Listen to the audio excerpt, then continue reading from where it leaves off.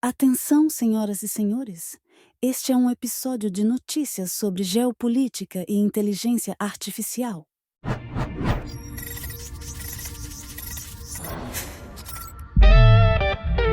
No programa de hoje, Diego Sommer fala sobre a interferência do Irã nas eleições dos Estados Unidos, deepfakes e IA em anúncios políticos, o envolvimento político de Elon Musk e suas controvérsias, além da regulamentação das plataformas de mídia social.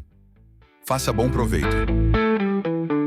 Bom dia, boa tarde, boa noite, princesos e princesas. Está começando mais um IA Todo Dia. O episódio de hoje, aquele que você já conhece, mais voltado à geopolítica, certo? E a gente vai começar, vamos direto para a notícia, como que o Irã está interferindo nas eleições dos Estados Unidos. Grupos vinculados ao Irã estão tentando perturbar as eleições presidenciais dos Estados Unidos de 2024, segundo um recente relatório do Centro de Análise de Ameaças da Microsoft. Em 10 de agosto, a campanha do ex-presidente Donald Trump afirmou que os atores iranianos haviam invadido, roubado e distribuído seus documentos internos. Embora a campanha de Trump tenha fornecido poucos detalhes, a alegação veio um dia após a Microsoft publicar um relatório detalhando as tentativas iranianas de semear discórdia online em torno das próximas eleições. O ataque à campanha de Trump parece coincidir com o que a Microsoft chamou de spear phishing e-mail, enviado por um grupo ligado ao Irã a um alto funcionário de uma campanha presidencial. Além disso, a Microsoft descobriu que o grupo iraniano chamado Storm 2035 criou 4 sites de notícias falsos, disfarçados como veículos de mídia legítimos dos Estados Unidos, com a intenção de polarizar os eleitores americanos em questões políticas, incluindo aí direitos LGBTQ e o conflito Israel-Hamas. O grupo utilizou ferramentas baseadas em IA generativa para escrever manchetes e reformular conteúdos roubados, aumentando sua visibilidade nos mecanismos de busca. Eles também usaram essas ferramentas de IA para plagiar publicações existentes nos Estados Unidos, segundo o relatório, mas sem oferecer detalhes adicionais. A Microsoft afirmou que, embora tenha visto atores maliciosos da China, Rússia e Irã tentando incorporar IA generativa em suas operações, recentemente, muitos atores voltaram a técnicas que se mostraram eficazes no passado. Manipulações digitais simples, deturpação de conteúdo e uso de rótulos ou logotipos confiáveis em informações falsas. A IA ainda não é uma tecnologia revolucionária para esses grupos, embora esteja claramente tentando incorporá-la em suas operações. Clint Waltz, que dirige o Centro de Análise de Ameaças da Microsoft, disse que o objetivo do Irã é diferente das tentativas passadas da Rússia de influenciar as eleições dos Estados Unidos. A Rússia é muito diferente. Eles estão muito focados em moldar o resultado da eleição, disse ele à NPR.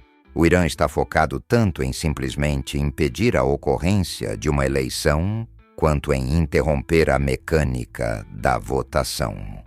Em 2021, o Departamento de Justiça dos Estados Unidos indiciou 2 iranianos que enviaram materiais ameaçadores aos eleitores e espalharam desinformação sobre a integridade das eleições no período que antecedeu as eleições presidenciais de 2020.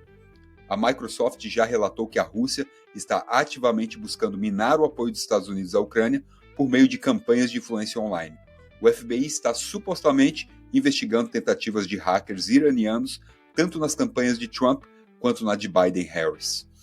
Pessoal, não esquece de seguir o nosso canal, dá 5 estrelinhas ali, só para lembrar, ok? E não esqueçam também do nosso super canal no Instagram, @ia.todo.dia. E na nossa segunda notícia de hoje, a FEC, ou a Comissão Eleitoral Federal dos Estados Unidos, adia suas decisões sobre inteligência artificial. A Comissão Eleitoral Federal americana não regulamentará deepfakes em anúncios políticos antes das eleições de novembro. Na semana passada, comissários republicanos efetivamente encerraram a proposta de fazer isso, escrevendo em um memorando que acreditavam que tal regulamentação excederia a autoridade da comissão sobre a lei. Além disso, o presidente Sean Cooksey disse ao Axios em 8 de agosto que a FEC não considerará novas regras antes da eleição. Isso significa que a tarefa de manter deepfakes fora dos anúncios políticos recairá em grande parte sobre as plataformas de tecnologia e desenvolvedores de IA. Empresas de tecnologia assinaram um acordo na Conferência de Segurança de Munique em fevereiro, comprometendo-se a tomar precauções razoáveis para impedir que suas ferramentas de IA sejam usadas para perturbar eleições. Também é uma tarefa que pode potencialmente cair nas mãos das emissoras. A Comissão Federal de Comunicações, FCC, ainda está considerando novas regras para conteúdo gerado por IA em anúncios políticos em emissoras de televisão e rádio. Isso gerou tensão entre essas duas agências. A FEC não acredita que a FCC tenha autoridade legal para agir, mas a FCC afirma que sim. Depois que uma versão deepfake da voz de Joe Biden foi usada em uma ligação automática durante as primárias democráticas de New Hampshire, com a intenção de enganar os eleitores para que ficassem em casa, a FCC afirmou que as chamadas automáticas geradas por IA eram ilegais sob a lei vigente. Mas o tempo está se esgotando para novas ações, pois outros conteúdos manipulados por IA podem não estar cobertos pela lei atual. Nesse ponto, parece provável que uma regulamentação séria de qualquer agência só ocorra após o confronto entre Donald Trump e Kamala Harris em novembro. Isso, diga-se de passagem, só se a Harris vencer, já que outra presidência de Donald Trump provavelmente significaria um retrocesso aí nessas regras eleitorais. Tá? Falando em Trump, as mentiras de Trump sobre o tamanho das multidões receberam um upgrade com inteligência artificial. Donald Trump mente sobre o tamanho das multidões há anos já, mas agora ele está alegando, falsamente, que os comícios de Kamala Harris não são tão populares quanto parecem. Disse ele: "Alguém notou que Kamala roubou no aeroporto?" Trump postou no Truth Social. O Truth Social é uma rede tipo X, tipo Twitter, que o Donald Trump usa já desde que ele foi banido do Twitter, daí criaram isso. Foram os republicanos que criaram essa rede aí, e é onde ele posta todos os seus posts, com perdão da redundância. Ele ainda disse: "Não havia ninguém no avião e ela usou o IA para mostrar uma grande multidão de supostos seguidores, mas eles não existiam", colocou ele em caixa alta. Trump afirmou que a campanha de Harris usou inteligência artificial para fabricar uma multidão onde não havia uma, exceto que havia. Harris e o candidato a vice, Tim Walz, realizaram um comício em um hangar lotado no aeroporto Metro de Detroit na semana passada, com veículos de notícias estimando que 15 mil pessoas estavam lá. A campanha de Harris rebateu Trump, postando no X. 1. Esta é uma foto real de uma multidão de 15 mil pessoas para Harris Walz, em Michigan. 2. Trump ainda não fez campanha em um estado decisivo há mais de uma semana. Pouca energia? Olha, pessoal, embora a IA possa ser usada de fato para confundir as pessoas, a ausência não vai negar os fatos, né? E qualquer político hoje em dia pode alegar que qualquer imagem que ele não goste é feita por IA, mesmo que os fatos, de fato, não suportem essa afirmação. Então, prepare-se para muita coisa sendo rotulada como IA, mesmo quando não é, principalmente nas eleições aqui no Brasil. Eu não tenho dúvida. E alguém segura o Musk, empresário, empreendedor e cada vez mais uma força disruptiva na geopolítica. Elon Musk, dono do X, da SpaceX e da Tesla, nunca evitou fazer publicações políticas controversas, mas nas últimas semanas, suas provocações online tiveram consequências bem reais. Na semana passada, ele amplificou postagens no X que alimentaram distúrbios racistas no Reino Unido e previu que uma guerra civil no país era inevitável. Ontem, ele entrevistou o ex-presidente Donald Trump no X, apesar de que teve vários problemas.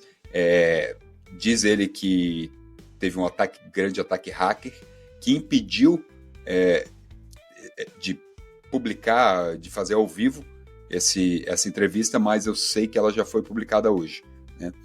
O fato é, esse encontro gerou e vai gerar ainda centenas de manchetes em um ciclo presidencial no qual o entrevistador Musk já escolheu abertamente um lado, até porque ele não chamou a Kamala Harris para participar lá, só o Trump. Logo após a tentativa de assassinato na Pensilvânia no mês passado, Musk utilizou sua plataforma para endossar a candidatura de Trump, quebrando a norma de neutralidade autodeclarada pelos líderes das redes sociais. Mark Zuckerberg, por exemplo, não é tão vocal sobre suas opiniões políticas. E em julho, Musk anunciou a criação de um comitê de ação política, o American PAC, que apoiará principalmente, mas não inteiramente, o Partido Republicano. O investidor, nascido na África do Sul, também sinalizou sua desaprovação à adversária de Trump, Kamala Harris, e até disseminou um vídeo deepfake que supostamente mostrava Harris se autodenominando a maior contratação por diversidade. Inclusive, a gente falou disso no episódio de segunda-feira. Além disso, ele suspendeu a conta White Dudes for Harris, no X, depois que ela realizou uma chamada de arrecadação de fundos que arrecadou mais de 4 milhões de dólares para a campanha dela. As intervenções políticas de Musk no X têm sido particularmente controversas no Reino Unido, onde suas postagens inflamadas foram associadas a recentes distúrbios civis. Autoridades britânicas criticaram Musk por espalhar desinformação, incluindo alegações falsas de que o assassino de 3 meninas britânicas, o que o alimentou protestos e tumultos nas últimas semanas, era um imigrante muçulmano. Durante os tumultos, supercompartilhadores ou contas como a de Musk, com um grande número de seguidores, agiram como nós para disseminar essa mentira por meio de sua interação com conteúdo de extrema-direita. Musk também é responsável por relaxar as diretrizes de moderação de conteúdo na plataforma e por reinstaurar muitas contas de extrema-direita que atuavam como supercompartilhadores de desinformação. Por exemplo, ele removeu o banimento de Tommy Robinson, um ativista britânico de extrema-direita e 4 vezes preso, que se tornou viral durante os distúrbios. Ele também promoveu Ashley Simon, cofundadora de um grupo supremacista branco, que alegou que o primeiro-ministro britânico, Keir Starmer, planejava enviar os manifestantes britânicos para campos de detenção nas Ilhas Malvinas. Pessoal, aqui quando fala de extremista de direita, é realmente extremista, não é?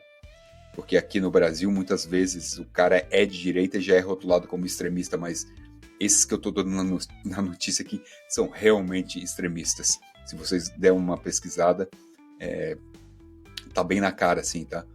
Sem fazer julgamentos. Se você é extremista de algum lado, fique à vontade. Só estou explicando. Aliás, voltamos aqui. E o Musk pode ser regulamentado?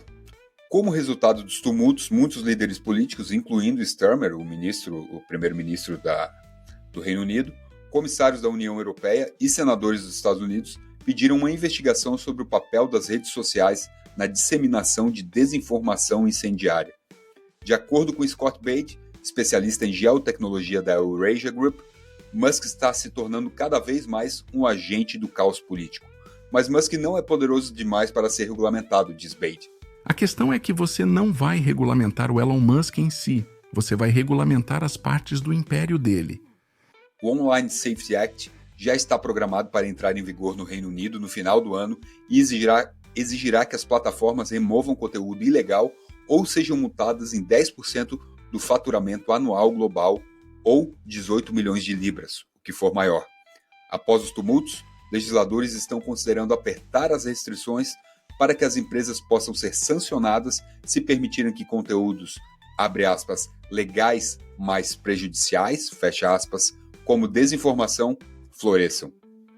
Há um consenso claro emergindo após os tumultos de que Musk e o X são um problema, dado o volume de desinformação, abuso racial e incitação à violência que foi espalhado na plataforma. Diz Mujtaba Rahman, especialista em Europa do Eurasia Group.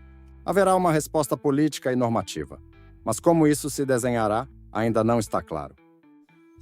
E por hoje é só, pessoal. Amanhã a gente tem uma entrevista bem legal com a Kênia, que tem o projeto aí, Projete o Futuro, que associa inteligência artificial com design, com projetos arquitetônicos. Ela tem um curso nessa área, já está na 3ª edição, está entrando na 3ª edição, e fica o convite aqui para vocês acompanharem o programa de amanhã, que está bem legal. E para quem me cobrou aí do meu programa sobre a minha própria vida, que eu havia falado na semana passada, eu até cheguei a postar um na sexta-feira passada, um primeiro episódio, que teve aí, eu acho que ficou algumas horas no ar, ficou quase o dia todo no ar, teve umas 30 visualizações por completo, ou audições, não sei como eu poderia falar, mas depois eu tive uma epifania e resolvi tirar do ar. Eu acho que não cabe aqui, talvez, estar falando da minha própria vida usando a minha plataforma. Talvez isso fique para um outro podcast específico para isso, só para dar uma explicação aí para quem viu e que não está mais lá, e para quem não viu e que veio me perguntar onde é que está. É isso, tá ok? Peço desculpa por ter criado expectativa, mas acho que corria o risco aí de alguém, um novo ouvinte, vir escutar o programa e achar que aquilo não tem absolutamente nada a ver com inteligência artificial e acabar não ouvindo os outros programas que tem, tá ok? Só queria deixar isso claro para vocês e pedir desculpa para quem criou alguma expectativa. Vocês não estão perdendo nada, minha vida não é nada interessante. Isso sim, essas notícias sim são interessantes. E eu fico por aqui, um beijo para vocês e até semana que vem. Aliás, até amanhã.